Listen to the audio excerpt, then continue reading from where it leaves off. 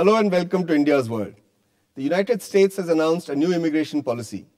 This seeks to legitimize about 11 million illegal immigrants in America. It seeks to bring in talent to America, and it also wants foreign entrepreneurs to come to America and have the prospect of becoming citizens if they create jobs and set up industry. Taking off from there, we're going to ask what determines a nation's immigration policy and what kind of immigration policy a country like India needs. To discuss this, I have with me three distinguished experts. I have Ambassador Ronen Sen. He has a formidable reputation as a diplomat, is known as India's first economic diplomat, and you've served in Washington, Moscow, Berlin, and even Mexico. Welcome to the show. I have Professor Binod Khadria. He teaches in Jawaharlal Nehru University and an expert on international migration and trade in services. And I have an old friend, Prabhu Mohapatra. He's a professor in Delhi University, expert on labor history and migration. Welcome to the show, all of you. Ambassador Sen, let me begin with you. How do you view this new immigration policy? Do you think they follow a dual policy? On the one hand, you want to liberalize immigration and attract talent, attract those people who will make you rich and prosperous. And on the other hand, you want to shoot people in the Mexican desert. And you want stricter border controls. So what's your view on this policy? Well, this has been evolving, and you're so right, because America, in one way, I mean, it is a land of immigrants. I mean, unlike any other. Yeah. And therefore, it's diversity. One way, it's embracing diversity. And you could see this even on the podium of, when Obama was inaugurated. It would have been unimaginable some time back. Whether it's, today it is not even commented on. Whether it's a Latino, you talked about,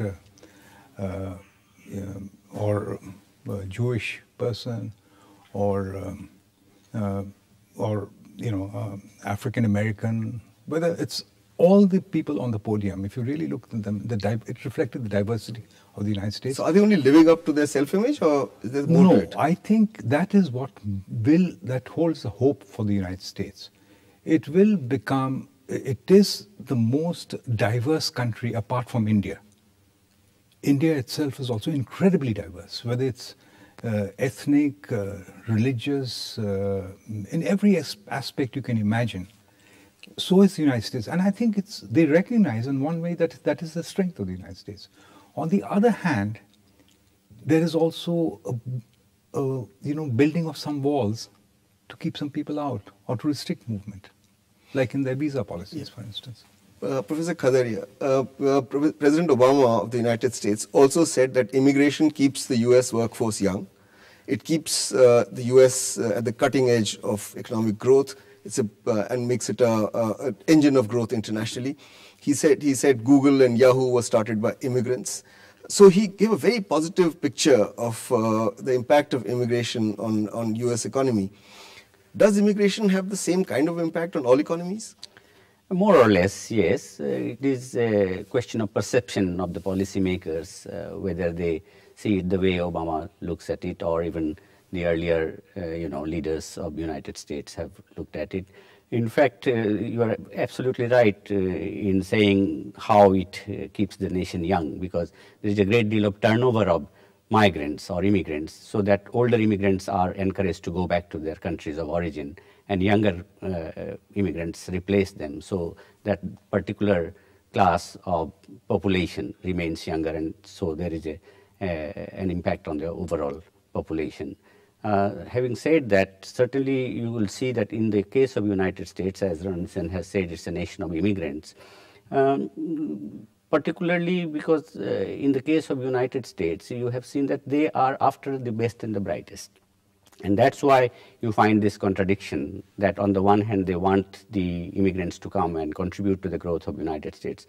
On the other hand, across just next door border at Mexico, they shoot people who are trying to cross the borders. So my question was that will it have similar impact in other economies? Certainly it would have impact on other economies as well. As you see, a fallout of the 9/11 in United States, when the immigration policy started getting stricter there, other parts of the world like Europe or Australia started relaxing their immigration policy because they wanted to take advantage of that particular moment, because otherwise United States is the ultimate destination and they stand nowhere in competition. So that was an opportunity, and that comes because the other countries also look at this as advantageous to their own interests. Okay. Prabhu, you are a historian. Now tell me historically, what is the role that immigration has played? Migrants, what kind of change they brought about in the host country, and what impact has it had on the countries of their origin? Well, like we say that if you look at it in the long term, like from the whole of 19th century is considered the age of migration. Massive migration worldwide happened. For the first time, unprecedented level of movement of people. You have 65 million Europeans moving from between 1840 and 1940 into United States and Americas, not only United States, but Americas. And you had the same time nearly 50 million Asians, 55 million Asians moving both from, that means includes Indians and Chinese, moving all over the world, but and bulk of it within the Asian, what you call Southeast Asia, Asian periphery. And you had Russians moving, you had Japanese moving. But what impact did it have? So I'm saying, see, this is the period of also the largest, the first phase of globalization, huge increase in world trade, massive increase of, this is the phase of industrialization of America, of Germany. So on the one hand, America's industrialization was facilitated by this huge migration. On the other hand, the German and continental industrialization was again facilitated because people moved out from there. They were overpopulated countries. They were pretty much backward compared to the fact that they had a huge outlet for European migrants allowed the countries of continent to develop. So there was obviously a very, very positive impact in terms of that.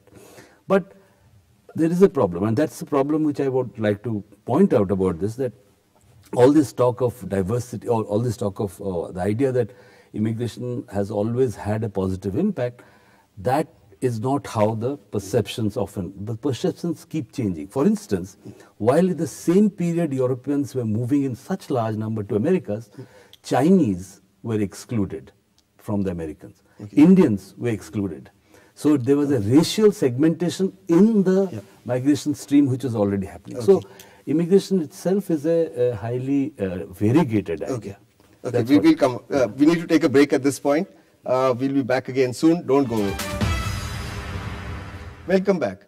We are discussing the determinants of an immigration policy of a nation and its impact on that population and that economy. Ambassador Sen, let me come to you. What determines a nation's immigration policy? Why do you have countries like US and Singapore, which are very specific about the kind of immigrants they want? And then you have countries that are completely insular. Take the case of Britain. It's happy to get immigrants from Europe, but hates immigrants from its former colonies. So, what determines immigration policy?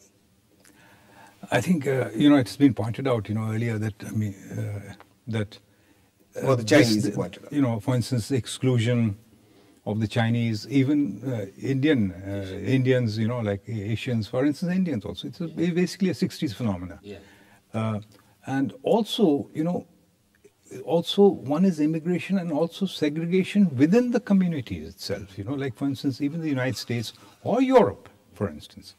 If you look at the treatment of African Americans, you look at the treatment of the original American, whom they call the Indian American, or the American Indian, actually, rather than Indian American. Look at how long it took women to get, the voting rights. So whether it's in the base of gender, whether it's in the base of race, it's country, ethnic origin, these have played the role. For instance, I happen to be even in terms of education, whereas I happen to give the convocation address in the first university, the college, which was a women's college. And, and whereas we had co-educational, Nalanda was co-educational. So basically you're saying gender, race, cultural biases, ideology, what else? Religious also. Yeah. As I said, Jewish community, for instance. Okay. Now it is, now people are talking of the influence of the lobby, or, there's a debate about that. But some time back, or even the Irish, Even so it's not just white American, Irish, for instance. There was a sense of the Italians. They took time. So it has evolved. But what I'm saying, it's a positive thing with globalization today that it's evolving in the right direction. Okay. It's evolving in the right direction. Okay. Professor Khadria, what has been the impact of immigration in India? Outmigration of unskilled workers as well as skilled workers? Yes. Although not many people have come in. That's right. I mean, there has been a belief that skilled migration, out-migration from India has actually led to losses to the country, the popular term called brain drain. But, there are two sides to it. It's actually a win-win situation because if you remember in the 60s and the 70s when we had the IITs, our IIT engineers were not getting jobs and they were, so to say, selling soaps. And that was an opportunity for them to be inducted into the world of the space research in United States. The NASA wanted large number of engineers and Indian engineers filled that gap there. So it actually led to large scale, knowledge creation there, which actually India also benefited from. But it's not happened only in skilled labor, no? Even semi-skilled labor. Kerala, for example, 30 years ago was a very poor state and now it's That's well right. If above you look average. at the unskilled segment of the labor migration, then you are right, absolutely right. Kerala's development, for example, is based on remittances, huge amount of remittances. In fact, India is #1 in receiving remittances. I think the latest figures say 70 billion US dollars equivalent is India's remittances. And large section of this, the majority chunk of this comes from the Gulf countries and the other, laborers who go to Korea, so for example. So the overall impact has been positive. Has been positive. Also, but there is a caveat here. In which way the remittances are being used? That's a separate issue. That's a separate issue. Yes. Prabhu, let me ask you a slightly different question. Was India much better off in the 19th century when it had no immigration controls? The west coast of India was a hub of trade activity. People from all over Asia were found there. Then came the British, and after that, when the British left, we closed ourselves territorially. We became sea blind, and those people became fishermen instead of being traders. So, not having an immigration policy actually was very good for India. Well, I don't know. I cannot really. It's very difficult to say what would. It's true. The earliest organized immigration is from when the British came. Organized. What I mean is with a policy. So our oldest policy or law for immigration is from 1834, exactly when the world or the Americas had just finished with their slavery as a main form of. They needed labor. So that was the reason why Britain became opened up the Indian labor to the world market, to get Indian labor to work. That was the beginning, to work in Mauritius, to work in the old sugar colonies, which Britain had. When did we get territorially closed? After they left? No. See, it was not territorially. It was never territorially closed like that. From the beginning, from when the East India Company came, it had a policy that anyone who comes must be any foreigner who comes must be licensed under them because of their monopoly power they had. That they must be licensed. You cannot settle. Even if you're a white person, you have to be either under the license of the East India Company, and you couldn't buy land. So in fact, people say that thing changed in the 18th. You see, there's an interesting inverse relationship between, or supposedly between, liberalization, as you said, liberalization, opening up of the world to movement of people, capital, and so on and so forth, and the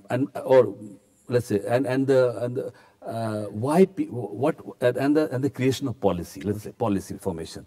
So we have the first, as we say, the first passport-based is only after the First World War. Yeah. Not just India, but all over the world. The passport system becomes only from the First World War. Yeah. So between 1830 and 1920 is supposedly free movement of people. But we know it was not always free. I can't move to America like that. I had to be sponsored and taken in. And therein lay a lot of problems. Okay, we'll discuss those problems. We need to take a short break now. We'll come back to this interesting discussion. Don't go away. Welcome back. We are discussing the impact of immigration and the need for India to have a proper, positive immigration policy. Ambassador Sen, would you say that India doesn't have a clearly defined immigration policy? That what we have by default is something which is negative, keeps people out?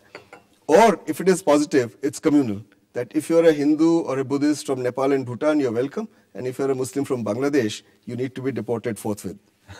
No, I won't put it that way. A lot of it is inherited, in the sense of, from the British. It's a colonial legacy which we have inherited. And in fact, number of our rules, regulations, even very frankly, the blacklist which we have, a lot of that also was, in fact, sometimes without any change at all. We had, it was just, it remained. I had the situation where once that it remained on the what you call a blacklist, someone who was already a cabinet minister. So strictly speaking, going by the book, if he came to visit, I should impound his passport. Or so a lot of that was inherited. But we have been relatively open. If you consider that, I served in Bangladesh also, not just during the Bangladesh crisis. There, I happened to be involved in that phase also. Though in a distant way, I was in Moscow at that time. We had the Indo-Soviet Treaty, etc. I don't want to go into those details, but we welcomed, in a sense of we gave safe haven to refugees. We didn't shoot people, because we sent them back though, most of them. No, a lot of them. No, a lot of them actually went. When I was in Bangladesh, we were actually issuing visas, knowing very well some of the people will not come back. So it is much more humanitarian than one presumes. Okay. Of course, we are now building fences. Then now with terrorism, that has become another factor, apart from the economic aspects, which is already, which is coming into the foreground. It is becoming a very emotive issue in India, reflected in some regional parties taking a particular view, even within migration within India. Forget about international migration. These are serious issues. We'll have to confront them. So we are going through a phase of transition. I honestly believe that the more open you are, the better it will Exactly. On that note, let me ask you, Professor Khadria, why don't we let anybody who wants to come and work in India come and work? Either people come with talent, or they bring with them their labor. They want to do productive work in this country. Yes. So why not have an open, welcoming policy to immigrants? Yes, we have actually an open policy de facto. Because our borders are not, border control. No, but I'm saying legally. Yes, legally, we do not say that they are welcome. I think there is a, disadvantage in not saying that you are welcome, because that creates a kind of an impression that India is not welcome. Why to think of workers? Even we had this recent change in the passport and visa policy, whereby we were stopping even tourists coming to India.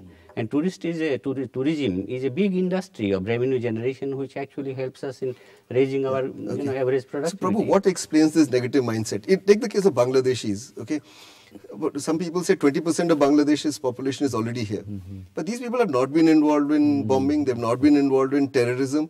They're very hardworking. They do jobs that Indians don't want to do. Yeah. So why don't we allow them to come and work? See, I think let me just say that there's some strange way. I was coming back to this inverse relation. The moment more we are trying to be welfare societies, more there will be restrictions. More we start, it's a very strange thing. More we are trying to say, okay, we have limited resources, we have to give it to our poor, so the other poor are to be excluded. So the immigrants are a greater drain on your welfare and social services. It's very strange. It is not just in India. It's the history of immigration, if you look at it, from precisely at the time when they were gaining maximally, America started this. Yeah. There's a reason for it, because the more immigrants draw from the social services, more taxes will go up. So even conservatives who are opposed to any restrictions on movement of capital would want restrictions on movement of labor. That's right. So we have actually never had a full free movement of labor. That is, so there's a myth that the age of... Do we need to change it, Ambassador Sen? I think we should look at it. But, actually there are... what should we do? No, honestly, for instance, I believe that we should really look at... But we have to look at these factors. You can't ignore the political factor. Today, India, for instance, you cannot federally legislate. The center cannot, because we are, I said, a diverse society. But like the United States, unlike a number of other countries, we also have a federal polity. And that is still developing. It's still in a stage of transition. So a number of the decisions will be taken locally, and those local factors do count. I've seen that in the United States. You know, the resistance will come from the poorest. They will say that, look, they will affect our welfare. Okay, leave out the unskilled for the moment. Let me suggest to you something else. Suppose we were to open ourselves completely to the Indian Ocean littoral countries, where we'll not be competing with any great power. So from Malaysia, Singapore down to Madagascar and South Africa, if we tell these countries of Indian Ocean rim that your students can come and study in this country freely, we'll give them national treatment, they can pay in rupees if they're talented, and later on if they want to set up businesses, create jobs here, there'll be a naturalization process at the end of it. Absolutely. What would be wrong with it? Absolutely. I think, in fact, that is the direction we should move. In fact, why do you exclude Pakistan? No, honestly, I'll tell you, because there is that factor. So exclude Pakistan. That is a factor. Exclude Fine. Pakistan. No, but what I'm saying is, and believe me, at one time I did propose that when I had gone as a personal envoy of Prime Minister Rajiv Gandhi. It was it also happened to be the height of, you know, there were terrorist activities. They were aiding, you know, for instance, the insurgents in Punjab. That was at its height. So leave one out of those 19 Indian Ocean rim countries and, you know, open it up for 18 and later on open it up to Pakistan also when things improve. We should, because, you know, what is happening is that the people who are the perpetrators, they are not getting affected anyway. Exactly. Yeah. Whether it's Bangladeshi or Pakistani or even, for instance, the Nepal. You know, for instance, Nepal has been a source of, you know, whether it's counterfeit currency, whether it's illegal, I mean, terrorists coming through. It is not accidental that a flight took off from Kathmandu and landed up in Kandahar. Yeah. So we have but we have to handle it given in the framework of not only our democracy, but our pluralist and federal polity. And that, I said, that transition we are in the process of. Okay. I hope we can influence it positively so that people look at it rationally. Okay. Thank you. On that note, we've also run out of time. Thank you very much for sharing your views with our viewers and with me. I hope we'll see you again. That's all we have for you today. We'll be back again next week with a new issue. Till then, keep watching Rajya Sabha TV.